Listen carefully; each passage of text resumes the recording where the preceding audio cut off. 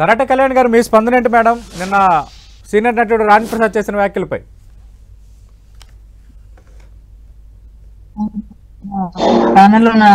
నమస్కారం. నమస్తే అండి.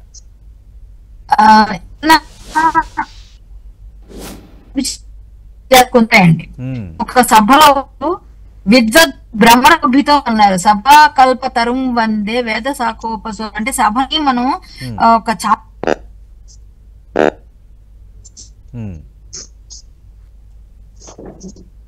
మీ స్పందన ఏంటి మేడం?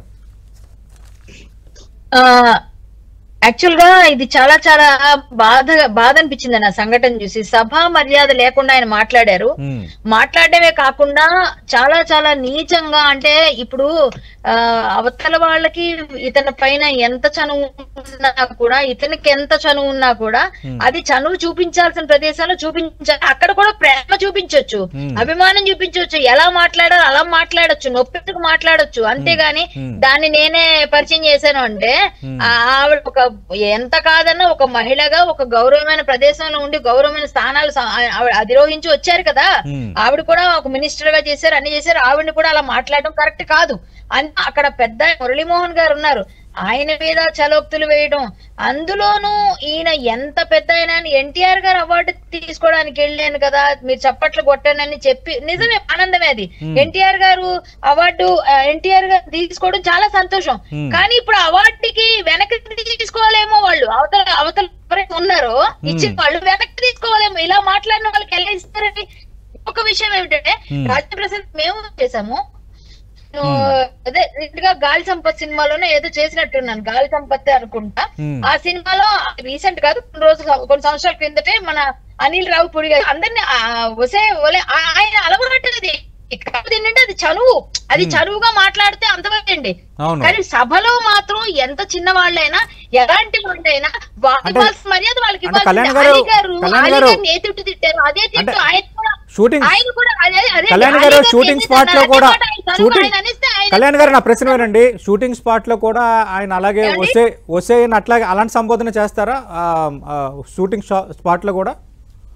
అవునండి, అవును. ఏంటే ఎలా ఉన్నావే ఇంతే. ఆయన అంటే ఆయన బిహేవియర్ ఏంటంటే ఆయన అందరినీ చనువుగా తీసుకోవచ్చు. కానీ సభలో ఇది బయట మీరు షూటింగ్ స్పాట్ లో నలుగురు కూర్చున్నప్పుడు మాకు అందరికి ఆవకాయలు తెచ్చిపెట్టేవారు, లడ్డూలు తెచ్చిపెట్టేవారు, ఎక్కడైనా వంటలు ఏమైనా ఉంటే స్పెషల్ గా చేయించా, అవన్నీ బాగుంటాయి. ప్రేమ అభిమానం అదంతా ఆయన తెచ్చారంటే మొత్తం యూనిట్ అంతా పంచుతారు, చాలా బాగుంటుంది. కానీ ఇక్కడ మాట్లాడేటప్పుడు సభలో మాత్రం ఒక 10 మందిలో మనం ఉన్నప్పుడు విచక్షణ కోల్పోకుండా అక్కడ మనం మాట్లాడాల్సిన విధానం ఒకటి ఉంటుంది. అలీ గారు కూడా సేమ్ సంబోధిస్తే ఆయన పరిస్థితి ఏంటి, అదే విధంగా రోజా గారు కూడా ఒక మాట అంటే ఆయన పరిస్థితి ఏంటి, అక్కడ మురళీమోహన్ గారు కూర్చోను అంటే ఏంటి పరిస్థితి. వీళ్ళందరూ కూడా ఆయనకి గౌరవం ఇచ్చారు. ఎందుకంటే ఆయన పాపం ఈ మధ్య కొంచెం బాగా షాక్ లో ఉన్నారు, కొంచెం పాపం ఇబ్బందుల్లో ఉన్నారు అని చెప్పేసి అందరూ గౌరవం ఇచ్చారు. ఆ షాక్ లో ఉండి ఇలా మాట్లాడారా, లేకపోతే ఏదేమైనప్పటికీ కూడా ఆయన అయితే మాత్రం వాళ్ళందరికీ క్షమాపణ చెప్పాలని మాత్రం ఆయన ఫ్యాన్, నేను ఆయన అంటే ఇష్టం, ఆయనతో నేను కలిసి యాక్ట్ చేశాను, ఆయన అంటే బాగా గౌరవం. కానీ ఇలా మాట్లాడడం, ఒక ఆడవాళ్ళని కించపరచడం, అలాగే ఒక ఆలీ గారు అంటూ ఒక స్థానం ఉంది ప్రతి ఒక్కరు ఉన్నారు కదా. ఇప్పుడున్న సిచ్యువేషన్, ఇప్పుడున్న జనరేషన్, లేటెస్ట్ జనరేషన్ వీళ్ళ పొజిషన్ ఉన్న వాళ్ళే కదా. అవును, వాళ్ళందరినీ అలా తీసిపడేయడం గాని, అలా మాట్లాడటం గాని, ఆయనకి ఈ రోజు గాని అందరూ గట్టిగా ఇలా మాట్లాడగలిగితే నెక్స్ట్ టైం ఎక్కడైనా సభలో ఇంకొకసారి ఒళ్ళు దగ్గర పెట్టుకుని మాట్లాడతారు కదా. ఆయన అనకూడదా మాట అని నాకు ఆల్రెడీ నేను అదే అంటున్నాను కదా. ఆల్రెడీ ఒక ఇన్సిడెంట్ అయింది, మీరు చూసే ఉంటారు, డేవిడ్ వార్నర్ ఉద్దేశించి చేయటం. అది నేషనల్ వైడ్ ఇన్సిడెంట్. చాలా ట్రోలింగ్ గా గురయ్యారు ఆయన. మళ్ళీ ఇప్పుడు అసలు అంటే ఆయన ఏంటంటే, అక్కడ మన ఇల్లు మన వాళ్ళే, అందరూ మన సొసైటీలో మనమే కదా ఉన్నాం, అందరూ మన వాళ్ళే, బాబాయ్ అబ్బాయి అట్లా తీసుకున్నారు. అలా భావించడం వేరు, మనం ఉపయోగించే పదాలు వేరు, భాష వేరు. ఆ భాషా పద్ధతి దాన్ని కూడా, అంటే ఇప్పుడు ఆవిడ ఫేస్ ఏమనాలో తెలియక నవ్వుతూ పక్కన ఏదో మాట్లాడుకుంటున్నారు పాపం వాళ్ళిద్దరు. ఇంకొక విషయం ఏమిటంటే, అలీ గారి ఫేస్ చూడండి, అసలు నాకైతే బాధ అనిపించింది. ఆ మాట అతను కూడా అనొచ్చు. ఇప్పుడు ఏమంటే చిరంజీవి గారు, మోహన్ బాబు గారు వీళ్ళందరూ మాట్లాడతారండి అందరిని పిలిచి. అసలు ఎంత బాగా మాట్లాడతారండి, ఎంత స్టేజ్ లో ఎంత బాగా వాళ్ళందరూ గౌరవం ఇచ్చి ఎంత బాగా గౌరవం ఇచ్చి పుచ్చుకుంటారండి. మరి ఆ పెద్దరికం, ఆ సమకాలిక అంత మంచిగా సినిమాలు చేశారు, ఒక పెద్ద మంచి నటులు. మోహన్ బాబు మాట్లాడిన మాటలు కూడా గతంలో చాలా వివాదం అయ్యాయండి. అంటే ఈ విధంగా స్టేజ్ మీద అలీని ఉద్దేశించి మాట్లాడినవి కానీ వేరొకరిని ఉద్దేశించి మాట్లాడినవి గౌరవం ఇస్తారండి వాళ్ళు. ఏదో కామెడీగా చిన్నది అన్నా కానీ ఇలాంటి తిట్టడం నేను చూడలేదండి. Right, correct. ఇంకోటి ఏమిటంటే ఇలాంటి మాటలైతే మాట్లాడలేదు. వాళ్ళకి గౌరవం ఇస్తారండి, స్త్రీలకు గౌరవం ఇస్తారండి, స్త్రీలకు గౌరవం ఇవ్వడం చూసాం. కానీ మన చిరంజీవి గారు గాని పెద్ద పెద్ద వాళ్ళు ఉన్నారు కదా ఇండస్ట్రీలో, వాళ్ళందరూ కూడా అందరికీ గౌరవిస్తారు. అంతేందుకు మురళీమోహన్ గారు ఎంత అజాత శత్రువు, ఎంత లెజెండ్ ఆయన, ఎంత చక్కగా ఎంత మురళీమోహన్ గారిని వీళ్ళు ఎవరితో పోల్చలేమండి. మురళీమోహన్ గారిని వీళ్ళు ఎవరితోనూ పోల్చలేం. సారీ టు సే ఆయన ఆయన ఆయన పద్ధతిగా ఆయన మాట్లాడే విధానం, రిసీవ్ చేసుకునే విధానం చాలా పద్ధతిగా ఆచితూచి మాట్లాడే వ్యక్తిత్వం అజాత శత్రువు. మురళీమోహన్ గారు అజాత శత్రువు, వ్యక్తిత్వం వేరు. ఆయన ఎవరిని నొప్పించరు, ఎవరికి బాధ పెట్టరు. ఆయనే తప్పుతారు అవసరం అయితే కానీ, అంతకు మించి ఆయన ఎప్పుడు ఎవరిని ఇబ్బంది పెట్టడం నాకు తెలియదు. ఇండస్ట్రీలో ఇలాంటివి మాత్రం మళ్ళీ రిపీట్ కాకూడదు, ఈయన మాట్లాడకూడదని రైట్. కళ్యాణ్ గారు అందరూ కలిసి ఆయన క్షమాపణ అయితే ఆయన క్షమాపణ రైట్ రైట్ ఖచ్చితంగా ఖచ్చితంగా. కళ్యాణ్ గారు మీ స్పందన ఏంటి మేడం? అది ఎదుటి వాళ్ళ సంస్కారం, అది నేను ఇలాగే మాట్లాడతా, నేను సరదాగా మాట్లాడతాను అంటున్నారు రాణి ప్రసాద్.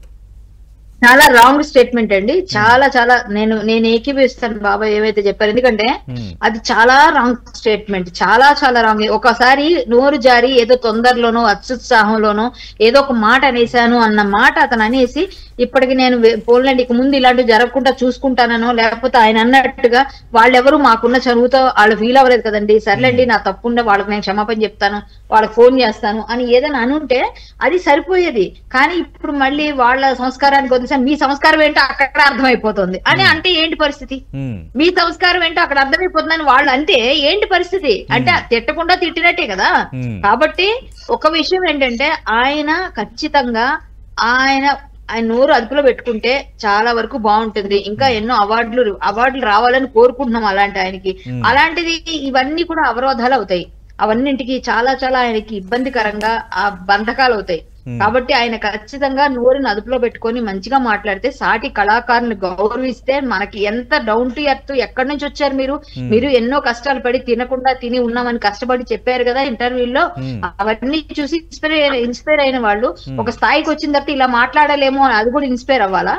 అంటే ఏ విధంగా మీ దగ్గర నుంచి ఏం చెప్దాం అనుకున్నారు? సభ్య సమాజానికి ఏం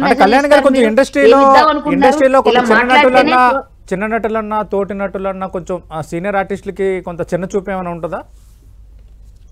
అలాంటిది ఉండదండి, చిన్న చూపు ఉండదండి, అలాంటిది ఏం ఉండదండి, చిన్న చూపు ఉండదు. అందరితో మంచిగా మాట్లాడతారు. కాకపోతే ఏంటంటే అక్కడ సిచ్యువేషన్ డిమాండ్స్ అంతే. ఇప్పుడు కొంతమంది ఆర్టిస్టులు ఏంటంటే మనకన్నా వాళ్ళు పక్కన బాగా యాక్ట్ చేసేస్తున్నారు అనుకోండి, వాళ్ళు మనం వస్తున్నారు అనుకోండి, అలాంటి టైంలో కొంచెం ఫీల్ అయినట్టుగా ఫీల్ అవుతారు. ఆ ఫీల్ ని కొన్నిసార్లు ఎక్స్ప్రెస్ చేస్తారు, కొన్నిసార్లు చెయ్యరు. అంతేగాని అంటే వీళ్ళు బాగా యాక్ట్ చేస్తున్నారు అనుకో కొంతమంది అప్రిషియేట్ చేస్తారు, కొంతమంది ఇలా కాదు నువ్వేంటి ఎక్కువ చేస్తున్నావే నాకన్నా మించి అన్నట్టు కూడా చెప్పేవాళ్ళు ఉంటారు. మేము చూసాం కాబట్టి చెప్తున్నాం. కొంతమంది తీసుకుంటారు, అందరూ కాదు, కొంతమంది సపోర్ట్ చేస్తారు. ఎంతో మంది ఉన్నారు, అందులో అలీ గారు, శ్రీకాంత్ గారు, మోహన్ బాబు గారు వీళ్ళందరూ సపోర్ట్ చేస్తారు. కొంతమంది అయితే మాత్రం ఫీల్ అవుతారు. చిరంజీవి గారు ఇంకా కోఆపరేట్ చేస్తారు. మేము చెప్తున్నాం కదా, మేము యాక్ట్ చేసినప్పుడు మాకు తెలుసు వాళ్ళందరితో.